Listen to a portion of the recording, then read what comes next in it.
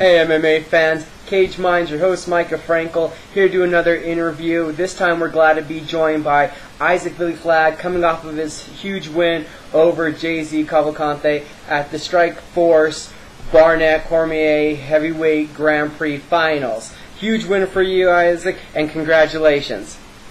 Thank you, thank you. So how are you feeling coming off the win? Beat up or not really too much? Not too much. You know, I feel real good. I'm already back in the gym training and working on some stuff that I saw that I didn't like in the fight.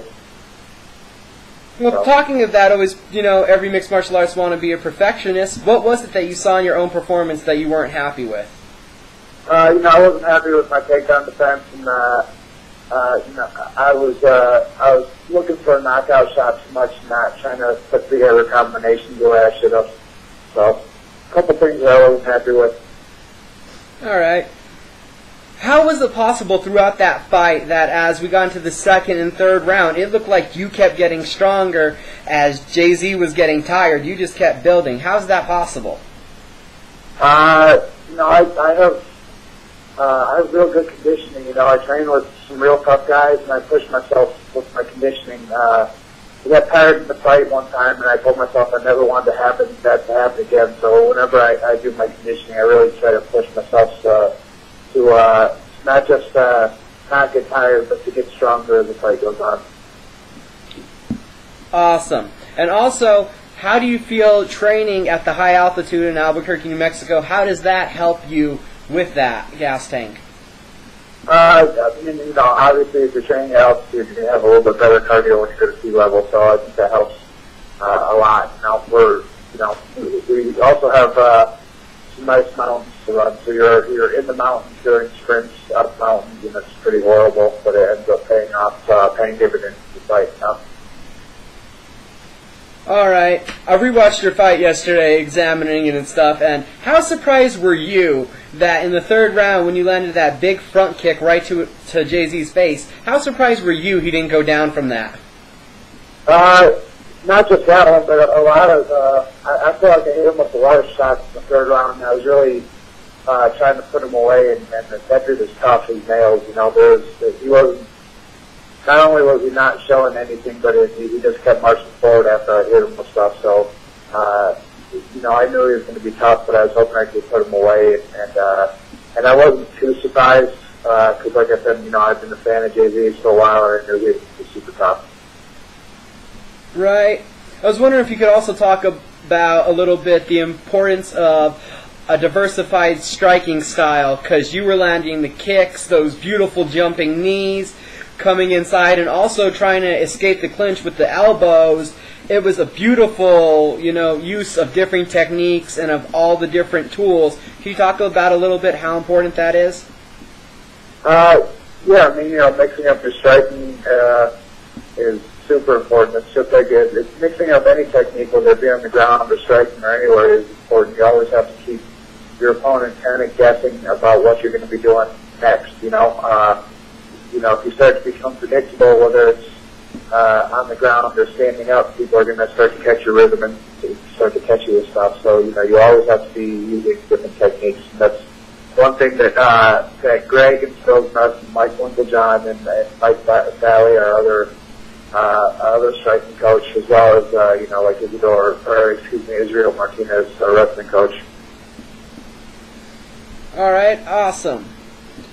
Now we've seen, that's 10 out of the last 11 you've won, 1 draw. That's a lot of momentum. How do you feel with this momentum? What do you think's next for you? I don't know what's next. I'd like to fight again soon. Hopefully Sean Shelby lines me up something kind of soon. I like to stay active. I fought once in the past year just because of injuries. So now that I'm healthy, I'd like to stay moving. So optimally, how many fights would you hope to get in, or how many times in the cage this year do you hope to be? This year I'd like to get in a total of 3. Starting to get towards summer, it'd be nice if I could get in a couple more times. All right.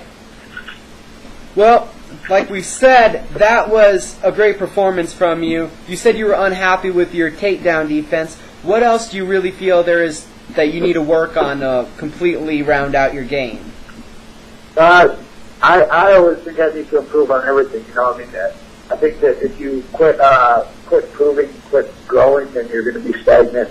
Somebody else is going to get better than you. You know, so I'm a big firm believer in always continuing to get better in all aspects of your game. Okay, and then if you had to, you know, just one part that you needed to work on the most, would you say that's the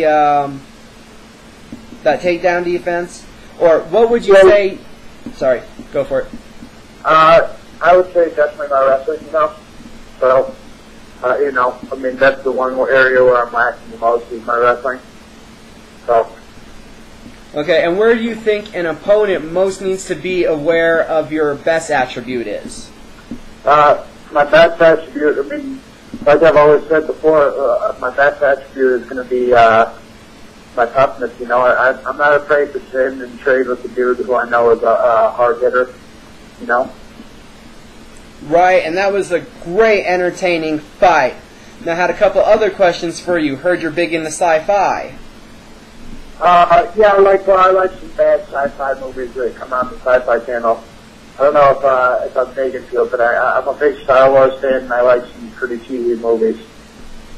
Oh, okay, I was wondering about that. Well, I'm also on the bad movie list, a lot of those movies that come on sci-fi. Which one would you say is your favorite? I mean, I'm a big fan of the giant octopus versus Mega Shark.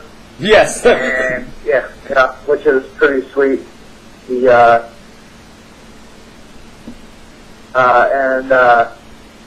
what else?